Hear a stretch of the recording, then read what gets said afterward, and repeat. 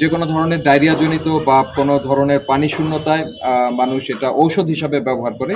সেই স্যালাইন ওনারা উৎপাদন করছিলেন অনুমোদনবিহীন। যে রোগী এটি খাচ্ছেন ডেফিনিটলি তার এটা কোনো তার উপকার করবে না, বরং লবণের মাত্রা বেশি হলে তার কিডনিতে প্রেশার পড়তে পারে।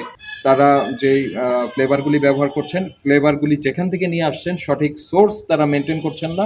এটা সাভারের আশুলিয়া থানার কাঠগড়া বাজার এলাকায় ভোক্তা অধিকার সংরক্ষণ অধিদপ্তরের অভিযান আমরা পরিচালনা করলাম। উপজেলা প্রশাসন, সাভার এবং আশুলিয়া থানা পুলিশের সহযোগিতা এবং আমাদের গোয়েন্দা সংস্থার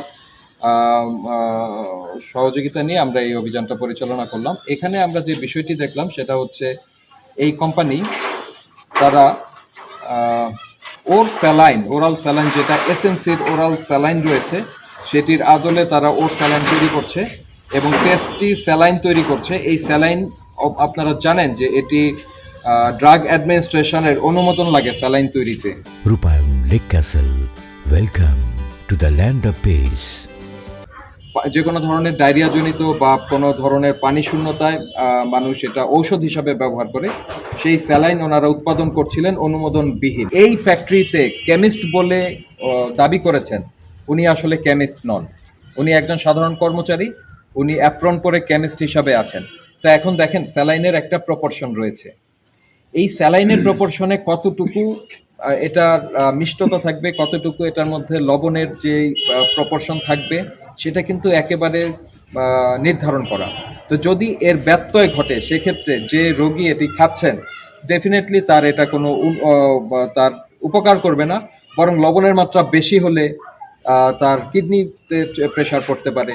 এখানে যে পণ্যগুলি তৈরি হচ্ছে এর মধ্যে আপনার চকলেট আছে, ম্যাঙ্গো বার আছে, তারপরে আপনার টেস্টি নাম দিচ্ছে তারা, হোজমি করছেন, তৈরি করছেন।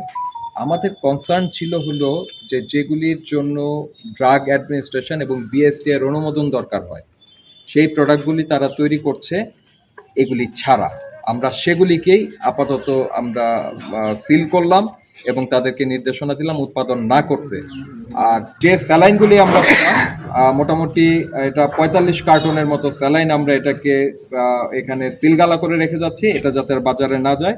পাশাপাশি এই প্রতিষ্ঠানটাকে আমরা নির্দেশনা দিলাম বাজারে যে স্যালাইন ইতিমধ্যে চলে গেছে অনুমোদনবিহীন স্যালাইন, সেগুলি আমাদের এই ফ্যাক্টরিতে রিকল করে নিয়ে আসবেন এবং সেগুলি করবেন, ডেস্ট্রয় করবেন, ওটা বাজারে যাতে না থাকে। আর ভবিষ্যতে উনি স্যালাইন উৎপাদনে গেলে অবশ্যই অনুমোদন গ্রহণ সাপেক্ষে স্যালাইন উৎপাদন করবেন। আর যেই কেমিক্যাল এবং যে ফ্লেভার এবং আমরা রং দেখলাম সেগুলির বিষয়তা আমরা নির্দেশনা দিয়েছি। খাদ্যপণ্য তৈরিতে তারা যেই ফ্লেভারগুলি ব্যবহার করছেন, ফ্লেভারগুলি যেখান থেকে নিয়ে আসছেন সঠিক সোর্স তারা মেনটেন করছেন না এবং সঠিক লেভেল মেনটেন করছেন না, সেই বিষয়ে নির্দেশনা দেওয়া হয়েছে। এই প্রতিষ্ঠানটি আমাদের নজরদারির মধ্যে থাকবে। আগামী 1 সপ্তাহের মধ্যে তাদেরকে বলেছি পেপার সহ আমাদেরকে অবহিত করতে।